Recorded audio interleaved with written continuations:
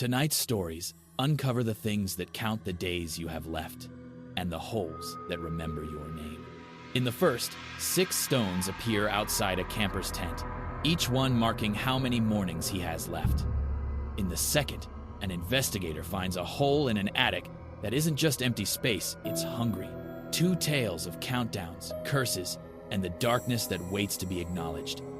Welcome to Nightmare Proof, where true horror comes alive. Here, you'll hear real stories of the strange, the disturbing, and the unexplainable. Turn down the lights, get comfortable, and prepare to face the darkness. Story 1, The 6 Stones. Right after finishing school, I took a year-long break to travel around the country and, in the meantime, figure out my plans for the future.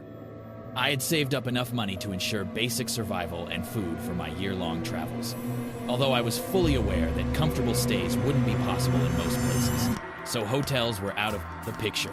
However, on the bright side, it meant that I would have to camp at most places I visited, which was the best part of it. It was October of 1989. I was done with most of my packing and was finalizing the best place to start my journey. Coming from the Gangetic Plains, my father would often take us to visit the neighboring state of Uttarakhand, a place known for its mesmerizing mountaintop views in the midst of the Himalayan range. It seemed to be the perfect place to start, given my love for mountains and the ease of camping in the foothills of the Himalayan forests.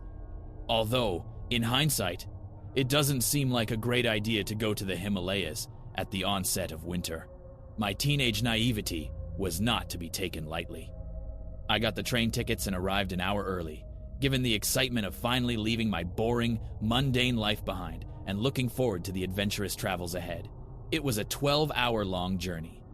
I got the window seat and saw the beautiful landscapes change with time as we went up to the higher altitude. A light rainfall started about an hour before my station. The sound of rain hitting the glass pane woke me up, along with a light spray of rain that escaped through the cracks of the window, cool and refreshing on my face. The air smelled fresh and clean, the scent of the wet grass and damp earth mixing up to create a beautiful aroma around. This sudden change in the weather felt almost as if the mountains were welcoming me. The wind carried the familiar scent of rain and pine, almost like a memory coming back to life when my father used to bring me here as a child. The train started to slow down as it approached the small hill station. The platform was quiet. Only a few people got off here, wrapped in shawls against the cold. The platform was almost empty, with a tea vendor standing at his stall on the platform. I left the station and started a 4-kilometer walk to the nearby town. I followed the directions given by someone local, a trail no wider than a few feet that lead up to the town. As I went up the trail, the rain started pouring heavily, and I saw an old milestone covered in moss. Sharangpur, 2 kilometers. As I reached the town, I looked for a place to stay the night. I continued walking as I neared the end of the town, and started to contemplate asking any local to let me stay at their house for the night, as I had heard that Pahadi people were quite friendly and hospitable. As I got to the other end of the town, I found a small lodge tucked in between 2 weathered buildings. The man who ran it was old, his wrinkles showing the years of mountain life he had lived here. His eye glistened with unexpected happiness as he saw me. He explained that they don't expect any travelers anymore. As I asked him the reason behind it, I saw a sudden change in his expression, almost being dismissive of my question. He hesitated, opening his mouth as if to say something, then stopped.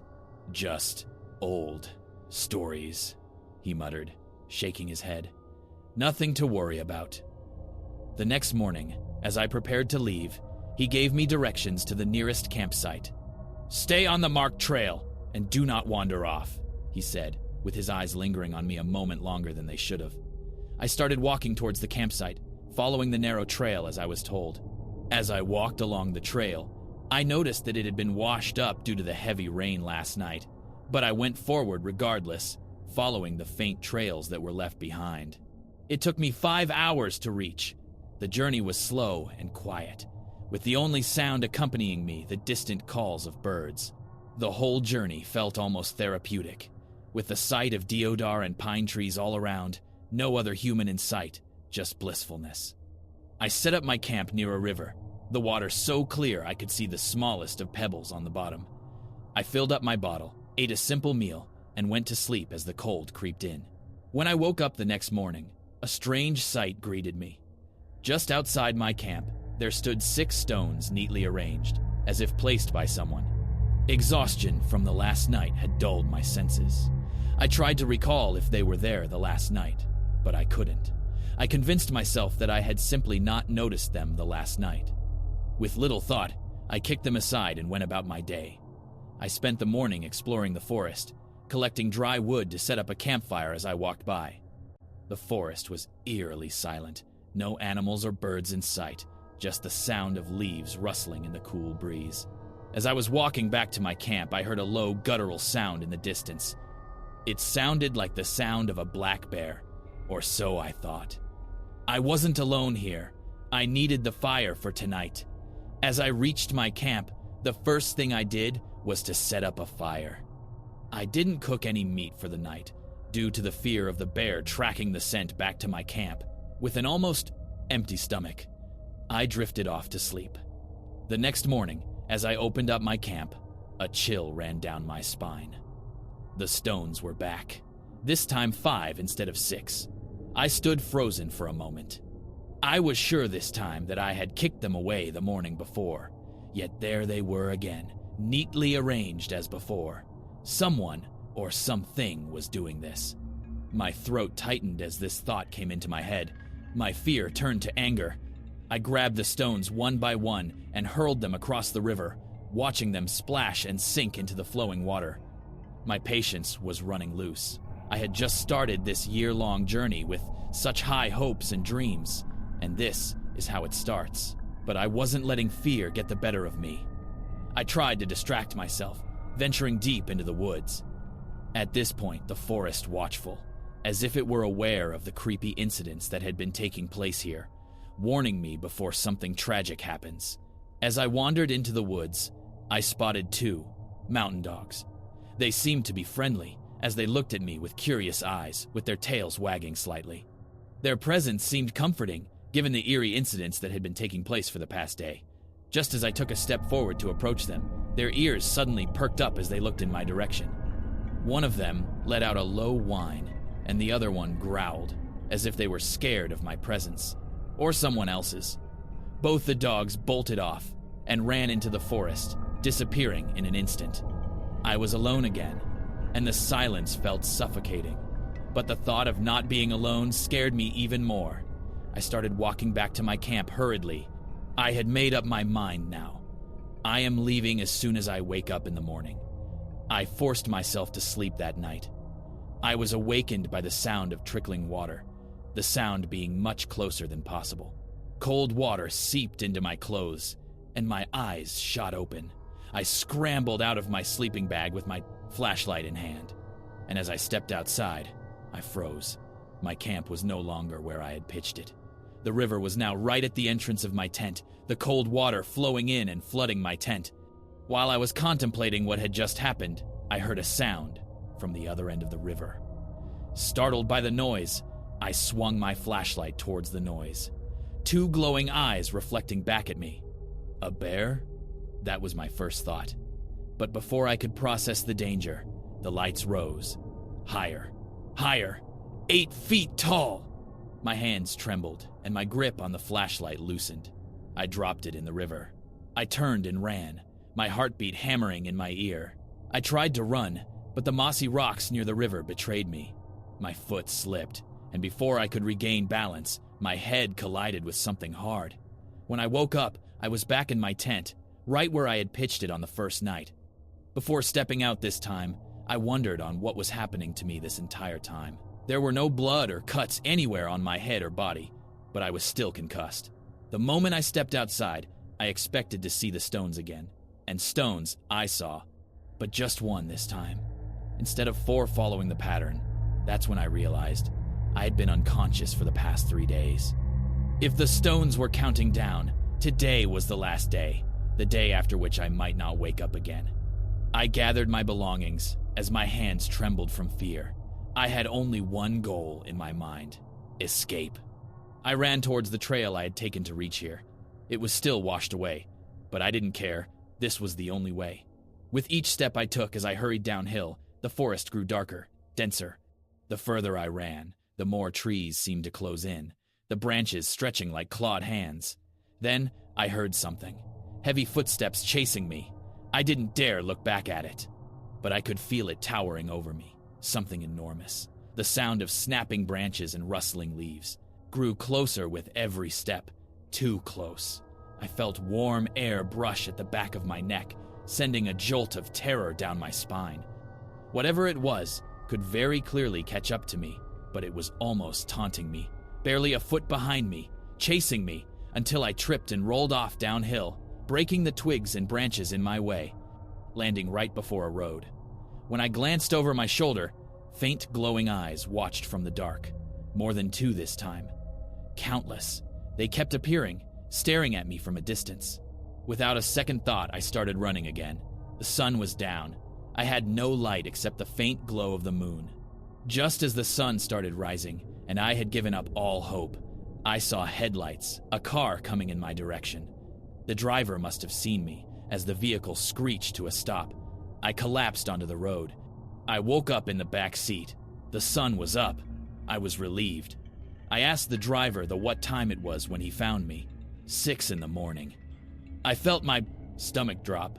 Had I made it out in time? That is the question that has haunted me for the past 25 years. The number 6 follows me everywhere like a shadow, appearing in ways that seem too deliberate to be mere coincidences. It started small, with waking up at 6 a.m., no matter how late I slept. My address, after I moved to the city, ended in a 6. Every phone number I was ever assigned contained a sequence of 6s.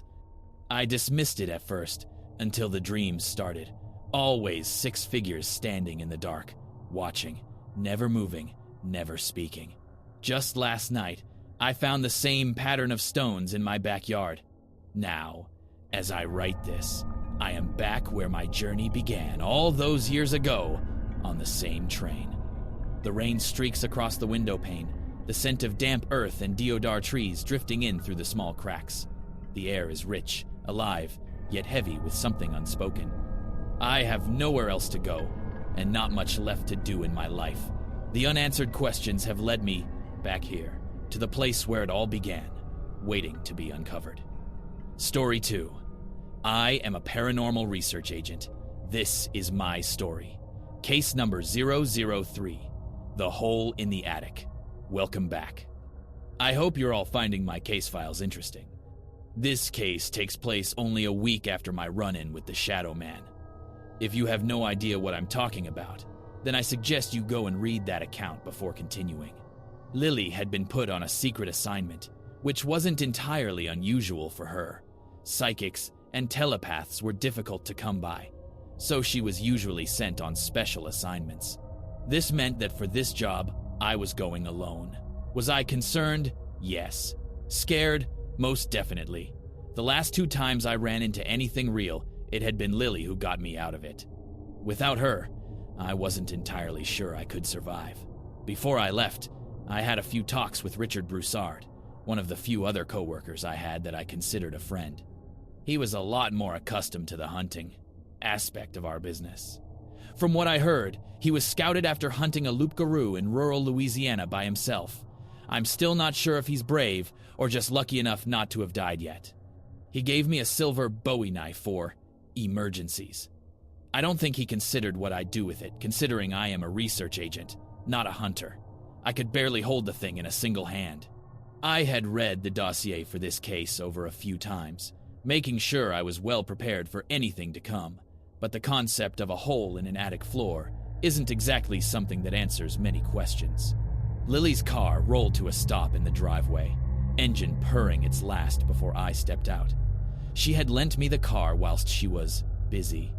The house was a slice of suburban charm, with a white fence, manicured grass, and a tire swing creaking lazily in the breeze beneath a sprawling oak. The name Mackenzie was written on the side of the mailbox. The name made me shudder. Everything looked fine. So far. I walked up to the front door, painted white. It almost made me chuckle by how mundane and stereotypical it all looked. I knocked on the cheap wood of the door. "Coming?" A woman's voice shouted out from inside. A few moments later, the door opened, and a woman who looked like she was in her early 30s popped her head out. "Hello?" she asked, before giving me a look. I adjusted my glasses before answering. Hello. My name is Elijah Moore. I'm with the Housing Committee. I believe you called us about a hole?" I said, trying to sound as convincing as possible. The last name was fake. Moore is statistically the 17th most common last name in this part of the world, and it's a lot less memorable than the name Wiltboro, so I use it. Her eyes lit up at the mention of the hole. "Oh, of course. Please come in," she said before opening the door fully. She was holding a basket of kids' clothes in one hand and was ushering me in with the other. "Geez, you guys were quick. When I broke my air conditioning, it took you guys weeks to get someone out here," she said with a smile before placing the basket on a nearby table. "Yeah, well, holes are a serious health hazard. Can't have people falling?" I asked, as if she knew where I was going with that. "God, I don't know if anyone could have known what I was saying." "Yeah, I guess," she said awkwardly. "Oh, where are my manners?" she said before shooting out her hand. "The name is Maddie, or Madison. I know it's a big ask, but could you possibly get this all sorted out quietly? My son is sleeping upstairs, and any loud noise will set him off." Yeah, sure, I can try. Just point me in the direction of the attic, and I can get to work and out of your hands in no time," I said. She led me upstairs and pulled down a small ladder that led up to the attic. I climbed up and turned on the light to find a perfectly normal hot attic, except for the large hole in the middle of it. The hole itself was maybe 3 feet wide, in all directions, but incredibly deep. I couldn't see how far it went, but I went to the room below it, a study, and lo and behold, it didn't lead into there. It was definitely weird.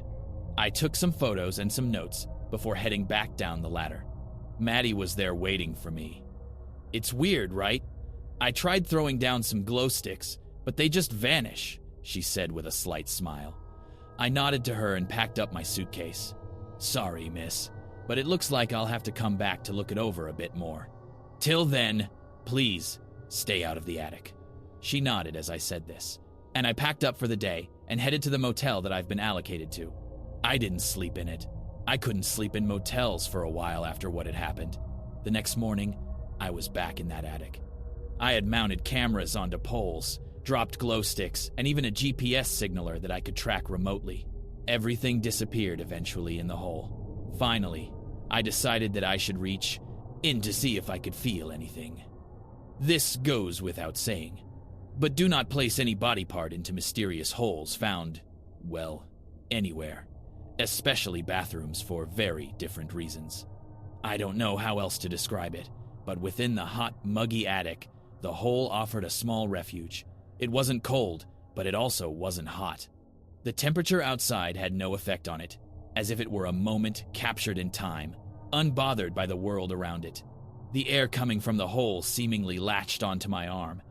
It was a weird sensation, and one that I find entirely hard to explain. I was jolted by the sudden sound of a baby crying downstairs. I'm not sure how long I spent with my hand in the hole, but it was midday by the time I got back into Lily's car. I had gone out to a local hardware store and bought some nails and planks of wood to nail over the hole just for temporary safety reasons. When I arrived back at the house with these tools in hand, Madison stopped me. "Hey, I made you guys some coffee. I just ground up a fresh bunch." She was sat at the table behind 1 cup of coffee, and across from her were 2 more. "Thank you, Maddie, but it's just me up there. Have you seen somebody else come into this house?" I asked, confused and concerned. "Oh," she said, genuinely perplexed. "No, I've not seen anyone, but I think I thought I heard them," she said whilst looking behind me. Focusing on remembering what she heard, she smiled back at me. "Must have been my mind playing tricks on me. You know how it is with a newborn and the nights," she said with a chuckle. I did not know, but I smiled back and took a sip of the coffee. Damn, it was good. I joined Maddie at the table and took out my notebook. Okay, Madison, is this a good time to ask you some questions about the hole? I asked whilst flipping to an empty page of my scratched-up notebook. Oh, for like insurance? She said with a smile. Yeah, like insurance. I answered back and nodded before taking another sip of coffee. Oh, perfect. I was going to ask you about that, but, well, this works out just fine, she added. So, Maddie, can you tell me when you first noticed the hole? I asked with my pen at the ready. After a long pause, she adjusted in her chair and cleared her throat. Well, it was only a few nights ago when I first saw it. I had put baby George down for the night and was watching some TV when I must have dozed off. It happens sometimes. Being a single parent takes something out of you and, well, I needed my rest, she said whilst looking me in the eyes, looking for a judgment that wasn't there. I had a dream. It must have been a dream. It was of the hole, and I heard these noises coming out from it. It felt like it was calling for me, or asking for something. I don't know, Mr. Moore. By the time I woke up, it was already sunrise. The dream wouldn't leave my mind, and well, after a few hours it got the best of me, and so I went to look, she said. And there was the hole, I added. Yup. Now, I tried to play with it, figure out what it was or how deep it was, but I can't for the life of me figure it out, she continued. And the dream, Madison. Tell me more about that, I asked. But before she could answer, baby George started to cry from upstairs. Of course. I'll just be in the attic if you need me, I added, before I was alone on the bottom floor. I hate being alone.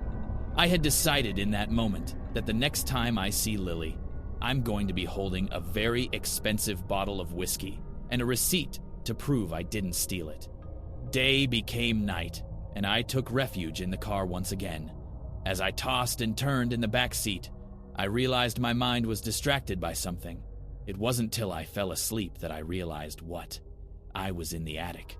The moon shone through the window, straight onto the hole. The surrounding area was pitch black. I felt a pressure in my head that pushed me forward towards the hole. I walked towards it, and as I got closer, the moonlight grew brighter, or the darkness became darker. I couldn't say. I reached the hole, and as if someone kicked the back of my legs, I fell hard onto my knees. I stared into the black abyss for far too long. There is a saying about staring into the abyss and it staring back at you, and I was beginning to understand that in a literal sense. The whispers grew louder. Slowly but surely they rose, from soft-spoken to angry, and angry to a state in which I imagine whoever was speaking was forcing the words out, until a knock at the window woke me up, a police officer by the looks of it. I cracked the door open and rubbed my eyes. "Good morning, officer," I said with a yawn. "Good morning, young man. Long night?" he said with an arched eyebrow.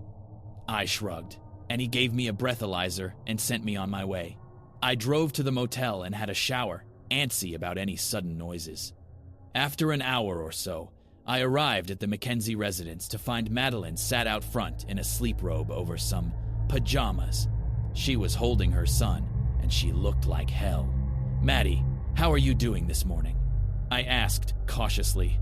She jumped when I said her name and began to sob when she saw me. "Whoa, what happened? Talk me through it," I said, resting both hands on her shoulders. "Oh God, it's the voices, Elijah. I wasn't sleeping, but I heard them, and they were screaming. Elijah, screaming for me. It wanted me to give it something, Elijah," she continued to cry. "What did it want, Maddie? Did you know what it was asking for?" I asked, whilst looking her in the eyes. She nodded her head slowly and panned her head down. She was looking at her son. My heart dropped, and my stomach ached. "Listen, I'm sorry, Elijah. We can't get anyone out there at the moment. The hunting division is pretty busy today, and tonight we're torching a vampire nest. Isn't that cool?" Richard said with excitement. "Yeah, I guess that is pretty cool. Can't you spare even one hunter? You could come out just for a few hours just for tonight, man. Come on," I pleaded, but I knew the answer. "Sorry, Unpote. Tonight's gonna be a pretty interesting night, and it's all hands on deck. Just use the knife I gave you, man," he said before hanging up. "God damn it. Madison wasn't in a good state. I sent her to her sister's place, which apparently is nearby. Tonight I'd be spending the night at the Mackenzie residence, and I still didn't know what to expect. None of my notes gave me a good enough explanation. The sun was going down, and I had to lock down the house. Every light was on. The TV had my favorite sitcom on, and I had ordered a pizza. I wasn't watching the TV, but having it on made me feel better. Everything was fine until 1 a.m. That's when I could hear the whispers. I was sat in the entertainment room on the bottom level of the home, a Bowie knife laid out in front of me and every anti-paranormal tool at my disposal. Silver halide, a bag of salt. Hell, I even had a runestone on me. Not as powerful as the one I had beforehand, but from what I understand, it would create a pretty durable barrier around me. An hour passes, and the words grow louder and more rage-filled. I try to ignore the part of myself that's screaming at me to run. The TV is muted now, and all I can hear are the words from the hole and the beating of my heart. That is until I hear it. Ding. What the fuck? I said instinctively. The doorbell. At 2 a.m. I slowly crept over towards the door and pulled back the curtain. I jumped when I saw her, but standing there in a coat and pajamas was Maddie, and in her hands was baby George. I opened the door and stepped out of the house. Maddie, this is maybe the worst time to come back here. You need to... She cut me off before I could continue. Elijah, don't worry. Everything is okay. Everything will be okay, she said with a smile. I realized in that moment that her eyes were extremely dilated, and she looked far too calm. Maddie, what's happening? I said, demanding an explanation. I can understand it now, Elijah. It isn't angry. It just wants to make a small deal. It doesn't want to make a fuss. It just wants something. She moved her coat slightly, and I could see baby George's leg poke out from inside. Dear God, I hoped he was okay. She suddenly pushed me off the stairs and into the bushes. It took me a second to find my bearings, but the sound of her sprinting up the stairs suddenly made my adrenaline kick in like never before. I launched myself to my feet and ran after her. Thankfully, she was holding George in one hand, so getting up the ladder was difficult for her. I grabbed her foot as she made it into the attic, and she tried to stomp on my fingers, and pain flared through my fingers, but I had to push past that. I pulled myself up and rolled over onto the attic floor. Maddie was standing over the hole out of breath, and in her hands was a crying George. Please, Maddie, please don't do this. He's your son, a baby, I begged. I felt the knife by my side on my belt and grabbed the hilt. Yeah, he's just so young, pure, and innocent. My beautiful boy, she said with a loving look on her face, before slowly squatting down and holding the baby over the hole. Where'd you get your coffee beans from? I asked in a panicked voice. She looked up at me, genuinely confused. Excuse me? She adjusted herself slightly and wasn't leaning over the hole as much. This was stupid, but this was the best chance I had. I launched the knife, aimed at her. It fell and hit a nearby wall with a pathetic thump, which she watched slowly. What she didn't watch was me sprinting at her and tackling her to the ground and digging George out of her grasp. What are you doing? She screamed and scratched and kicked and punched me. I had managed to get the baby into my arms, and I ran for the ladder. I took one last look at Maddie, who I realized wasn't chasing us. She was kneeling by the hole with silent tears running down her face.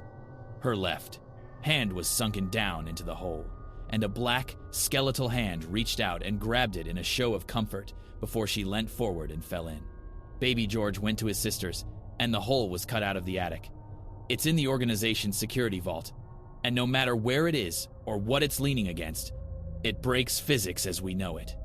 I think about Maddie sometimes. Sometimes I visit the vault and look at the hole, and sometimes I dream of it. Richard told me that I did well. Lily told me that I did all that I could do, and at the end of the month I got paid, but I can't help but think that by hearing the words spoken by the thing in the hole, it dug itself into my head. I don't know. I don't like to think about it, but I can't help myself from it. All part of the job, I guess. Thank you for watching Nightmare Proof. If you enjoyed these stories, don't forget to like, subscribe, and share to keep the nightmares alive. Have a story of your own? Send it in and you may hear it here next time. Until then, Sleep well, if you can.